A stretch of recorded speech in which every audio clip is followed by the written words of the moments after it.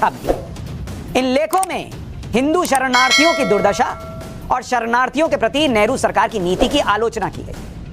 मतलब तब भी हिंदू को ध्यान नहीं दिया जा रहा, हिंदू पर यह आरोप लग रहा था नेहरू जी पर। ऑर्गेनाइजर मैगजीन ने नेहरू सरकार के सामने यह भी मत रखा कि बंटवारे में जो संपत्तियां मुस्लिम छोड़कर गए हैं वो हिंदुओं में बांट दीजिए। उसी दौरान नेहरू पाकिस्तान के प्रधानमंत्री लियाकत अली खान के साथ संबंध सुधारने की वजह से काफी आलोचना ऑलरेडी झेल रहे थे। ऑर्गेनाइजर मैगजीन में नेहरू और लियाकत का कार्टून छपा और उसका टाइटल दिया गया विलेंस वर्सेस फूल्स, और यह लिखा गया कि पाकिस्तान की धूर्तता हमारी मूर्खता से मेल खाती है। ऐसा कहा जाता है कि पंडित जवाहरलाल नेहरू इस बात से परेशान थे कि ऑर्गेनाइजर के लेख न केवल लियाकत अली खान के साथ उनके समीकरण बिगाड़ रहे हैं बल्कि जन भावनाओं को भी भड़का रहे हैं। इसलिए नेहरू सरकार ने ऑर्गेनाइजर मैगजीन पर शिकंजा कसने का फैसला लिया और 2 मार्च 1950 को ऑर्डर जारी कर प्री सेंसरशिप लगा दी। अब आप कहेंगे प्री सेंसरशिप क्या होती है भाई? इस ऑर्डर में कहा गया कि मैगजीन में पाकिस्तान से जुड़ा जो भी कंटेंट छपेगा उसके लिए पहले सरकार से पूछना होगा, इजाजत लेनी होगी।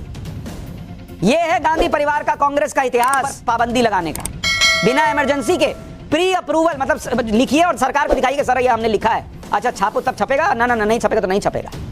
इसके विरोध में ऑर्गेनाइजर मैगजीन 10 अप्रैल 1950 को सुप्रीम कोर्ट चली गई। तब भी पत्रकार नहीं डरते थे, आज भी नहीं डरते थे ना। पत्रकार भी नहीं बदले और गांधी परिवार का, कांग्रेस का इतिहास भी नहीं बदला। 26 मई 1950 को सुप्रीम कोर्ट ने सरकार के प्री सेंसरशिप वाले ऑर्डर को रद्द कर दिया और सुप्रीम कोर्ट में नेहरू सरकार की भयंकर हार हुई। इसी तरह मई 1950 में नेहरू सरकार को लेफ्ट विचारधारा वाली मैगजीन क्रॉस रोड से भी दिक्कत होने लगी। यह मैगजीन लगातार नेहरू सरकार की आलोचना कर रही थी। इस पर भी नेहरू सरकार ने प्रतिबंध लगा दिया। सुप्रीम कोर्ट में इस पाबंदी को भी गैर संवैधानिक करार दिया गया और प्रतिबंध को हटा दिया गया। यानी जब जब नेहरू ने प्रयास किया मीडिया का गला घोटने का, पाबंदियां लगाने का, कोर्ट से मुंह की खानी पड़ी। जब बार बार नेहरू सरकार को कोर्ट में मुंह की खानी पड़ी तो फिर प्रेस और सरकार के खिलाफ आवाज उठाने वालों पर पाबंदी के लिए दूसरा रास्ता गोल घूमकर संविधान में संशोधन कर दो। इसीलिए पहला संशोधन क्यों आया आपको समझ में आया? सिर्फ इतना ही नहीं, मशहूर शायर मजरू सुल्तानपुरी, जिन्होंने तूने वो रंगीले क्या जादू किया, रात काले कली एक ख्वाब में आई जैसे सैकड़ों हिट गीत लिखे, उन्हें भी सिर्फ इसलिए जेल जाना पड़ा क्योंकि उन्होंने जवाहरलाल नेहरू की आलोचना कर दी थी। ये पूरी कहानी आप सुनेंगे तो हैरान रह जाएंगे कि नेहरू जी को आलोचना से कितनी दिक्कत दिखती थी। बात साल 1949 की है, जब मजरू सुल्तानपुरी मुंबई में मजदूरों की एक हड़ताल में शामिल हुए और उन्होंने नेहरू पर एक कविता लिखी। उन्होंने कविता में लिखा कि मन में जहर डॉलर के बसा के फिरती है भारत की अहिंसा, खादी की केंचुल को पहनकर, जैसे सांप का केंचुल होता है ना, तो खादी की केंचुल को पहनकर ये केंचुल लहराने ना हिटलर का चेला। नेहरू जी को कह रहे हैं कि ये भी है हिटलर का चेला, मार लो साथी जाने ना पाए। कॉमनवेल्थ का दास है नेहरू, मार लो साथी जाने ना पाए। बस फिर क्या था, नेहरू को यह बात और ये कविता चुभ गई, क्योंकि मजरू सुल्तानपुरी वो शख्सियत थे जिनके लगभग हर गीत घर घर में सुने जाते थे। और शायद इस डर से कि कहीं उनकी ये कविता घर घर तक न पहुंच जाए, नेहरू के करीबी और तत्कालीन गवर्नर मोरारजी देसाई ने ऑर्डर देकर मजरू सुल्तानपुरी को मुंबई की आर्थर रोड जेल में डलवा दिया और कहा कि माफी मांगो। लेकिन मजरू सुल्तानपुरी झुकने को तैयार नहीं हुए और उन्होंने माफी नहीं मांगी, जिसकी वजह से उन्हें 2 साल जेल में ही रहना पड़ा। यह तो है नेहरू जी का इतिहास, प्रेस को दबाने का, आलोचकों को दबाने का। अब इसको कनेक्ट कीजिए आज की कांग्रेस से, राहुल गांधी की कांग्रेस से। कुछ बदलाव दिख रहा है? नेहरू जी ने बस लिस्ट नहीं निकाली थी पत्रकारों की, राहुल जी एक कदम आगे चले गए। इंडी गठबंधन ने पत्रकारों की लिस्ट निकालकर, टारगेट लिस्ट निकालकर दे दिया कि लो भाई यही हैं लोग। ये तो नेहरू जी थे। अब गांधी जी, इंदिरा गांधी जी का सुनिए। इमरजेंसी का तो दौर और भयानक था। इंदिरा गांधी ने 25 जून 1940 पर इमरजेंसी लगाई थी। क्यों आज के डेट में लोग पत्रकारों को बैन करने और ये रहे कि इमरजेंसी फिर लौट रही है क्या ये लोग 2024 जीतकर इमरजेंसी लगा देंगे क्या? ये सुनिए आप, क्यों लोगों के मन में ये बातें आ रही। रात से ही विरोधियों की गिरफ्तारी होने लगी और इन खबरों को दबाने के लिए जो जो किया गया वो उस दौर के वरिष्ठ पत्रकार कुलदीप नैयर ने अपनी किताब इमरजेंसी की इनसाइड स्टोरी में लिखा। वो लिखते हैं कि इमरजेंसी वाली सुबह दिल्ली के ज्यादातर अखबार नहीं निकले क्योंकि आधी रात से पहले ही उनकी बिजली काट दी गई थी। अधिकारियों ने सफाई दी थी कि पावर हाउस में गड़बड़ी आ गई है। दिल्ली नगर निगम को प्रेस की बिजली काटने के आदेश दिए गए। पंजाब और मध्य प्रदेश में भी प्रेस को बिजली नहीं दी गई। यह आदेश दिया गया कि गिरफ्तारियों और आंतरिक स्थिति पर लिखे जाने पर समाचारों और लेखों पर सेंसरशिप लागू कर दी गई है और इन्हें जांच के लिए सरकार के पास सौंपना पड़ेगा। इमरजेंसी में हुए अत्याचारों की जांच के लिए बने शाह कमीशन ने 11 मार्च 1978 को अपनी पहली अंतरिम रिपोर्ट में यह बताया कि 25 जून मार्च 1978 को अपनी पहली अंतरिम रिपोर्ट में यह बताया कि 25 जून 1975 की रात को दिल्ली के तत्कालीन एलजी किशन चंद ने तब के दिल्ली इलेक्ट्रिक सप्लाई के जनरल मैनेजर बीएन मल्होत्रा को मौखिक आदेश दिया कि दिल्ली के अखबारों के दफ्तरों की लाइट काट दो। यह इसलिए किया गया जिससे सभी विरोधी नेताओं की गिरफ्तारी की खबर और इमरजेंसी लगने की खबर छपने ना पाए। यह इंदिरा गांधी की इमरजेंसी का इतिहास है।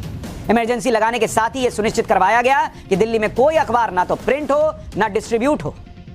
जिस संपादक ने भी सरकार की मर्जी के बिना अखबार छापने की कोशिश की उसकी नौकरी छीन ली गई। कुछ अखबार जो छप गए थे उनके बंडल मार्केट से उठवा लिए गए। छापने से पहले अखबारों के पेज जांच के लिए पीआईबी दफ्तर मंगवाने शुरू किए गए कि पहले दिखाओ क्या लिख रहे हो। अखबारों के लिए जब सेंसरशिप के नियम बना लिए गए और विरोध में जब अखबारों ने स्टैंड लेना चाहा तो उन्हें इसकी कीमत चुकानी पड़ी। विरोध करने वाले अखबारों को उनका बिजनेस चलाना मुश्किल कर दिया गया। अखबारों से सरकारी विज्ञापन छीने जाने लगे।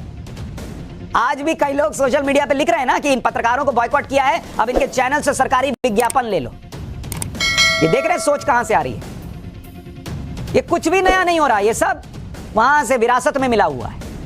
विरोध में अपने संपादकीय की जगह को खाली छोड़ा, यानी एडिटोरियल का जो पन्ना छपता है उसको ब्लैंक स्पेस छोड़ दिया विरोध में कि जाओ तुम नहीं कुछ लिखने दोगे तो हम खुला छोड़ते, खाली छोड़ते। इस पर भी तत्कालीन इंदिरा गांधी सरकार ने धमकियां देना शुरू कर दिया। ये देखिए ब्लैंक पेज छपा, मतलब कुछ नहीं लिखा विरोध में, तो ये भी इंदिरा गांधी को पसंद नहीं आया। कुलदीप नैयर ने अपनी किताब इमरजेंसी की इनसाइड स्टोरी में बताया है कि कैसे तत्कालीन सूचना प्रसारण मंत्री विद्याचरण शुक्ल ने संपादकीय जगह को खाली छोड़ने वाले संपादकों को गिरफ्तार कर लेने की धमकी दी थी। जबकि अंग्रेजी राज में भी जब अखबार विरोध करते थे तो वो संपादकीय की जगह को खाली छोड़ देते थे। लेकिन कांग्रेस के राज में विरोध का यह मौन स्वरूप भी स्वीकार नहीं था। मतलब कांग्रेस का विरोध अंग्रेजों से भी बदतर था। मतलब अंग्रेज भी ये स्वीकार कर लेते थे कि चलो ठीक है, एडिटोरियल में खाली जगह छोड़ा, विरोध कर रहा है। कांग्रेस को, इंदिरा गांधी सरकार को यह भी बर्दाश्त नहीं था कि तुमने खाली कैसे छोड़ दिया जी, विरोध करोगे लिखो नहीं तो जेल में डालेंगे। यह है वो इमरजेंसी जो आप लोगों ने देखी नहीं है और जिसकी चिंता लोगों को सताने लगी है 14 पत्रकारों के बैन के बाद कि 2024 में ये लोग सत्ता में आए तो पत्रकारों को उठा उठा के जेल में डालेंगे क्या, देश में इमरजेंसी लगाएंगे क्या। स्थिति यह बन गई थी कि अलग अलग अखबारों को चिन्हित करके उनकी कैटेगरी बनाई जाने लगी इंदिरा गांधी सरकार की तरफ से। इमरजेंसी की रिपोर्ट से पता चला कि तत्कालीन सूचना प्रसारण मंत्री विद्याचरण शुक्ल ने तत्कालीन प्रिंसिपल इंफॉर्मेशन ऑफिसर एआर बाजी और दूसरे अफसरों से मीटिंग करके अखबारों की कैटेगरी बनाने के लिए कहा। बाजी ने शाह कमीशन के सामने बताया था कि अखबारों में छपी खबरों का अध्ययन करके अखबारों की कैटेगरी बनाई गई। और यह कैटेगरी क्या थी? ए कैटेगरी मतलब बहुत फ्रेंडली अखबार है, सब अच्छा अच्छा लिख रहा है। बी कैटेगरी हॉस्टाइल, यानी कुछ नहीं, बीच का मामला है, मतलब सुन नहीं रहा है। कैटेगरी सी यानी न्यूट्रल, मतलब बीच बीच में है, ना विरोध ज्यादा कर रहा है ना ज्यादा हॉस्टाइल हो रहा है। ए प्लस यानी पॉजिटिवली फ्रेंडली, मतलब सकारात्मक रूप से दोस्त है। बी पॉजिटिव यानी कंटिन्यूअसली हॉस्टाइल, यानी सुनने को तैयार नहीं। और सी प्लस यानी shift from neutral position towards positive side, यानी पहले न्यूट्रल था अब हमारी तरफ आ गया। ये पूरी लिस्ट बन गई थी भाई। राहुल गांधी की इंडी गठबंधन पत्रकारों के नाम की लिस्ट निकाल रही है। इंदिरा गांधी के जमाने में अखबारों की लिस्ट निकलती थी कौन किस कैटेगरी में। इमरजेंसी में मीडिया की हालत यह कर दी गई थी कि शहर की खुली नाली की खबर भी नहीं छाप सकते थे बॉस। लेखक रामचंद्र गुहा की किताब इंडिया आफ्टर नेहरू में इमरजेंसी के बारे में क्या लिखा है सुनिए कि इमरजेंसी लागू होते ही एक हफ्ते के अंदर सरकार ने प्री सेंसरशिप नाम की संस्था का गठन कर दिया। वही प्री सेंसरशिप जो कभी नेहरू लाए थे। कनेक्ट देख रहे हैं, नेहरू से इंदिरा, इंदिरा से राहुल गांधी तक चला आ रहा है। सबको पत्रकार क्या लिख रहे हैं बोल रहे हैं, इससे दिक्कत है।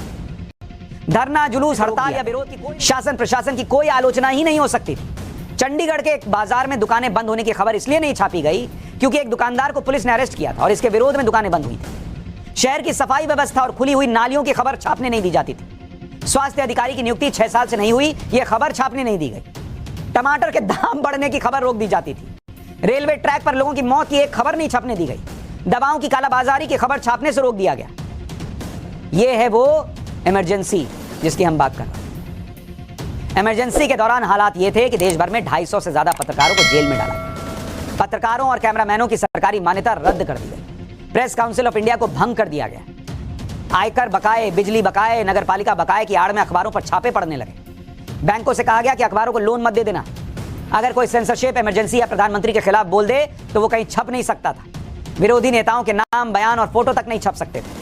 अखबारों के दफ्तर में सरकारी अधिकारी बैठा दिए गए थे। बिना सेंसर अधिकारी की अनुमति से अखबारों में राजनीतिक खबरें नहीं छप सकती थी। विदेशी पत्रकारों को भी भारत छोड़ने के लिए कह दिया गया था। बीबीसी के मार्क टुली से कहा गया कि वो 48 घंटे में भारत छोड़ दें।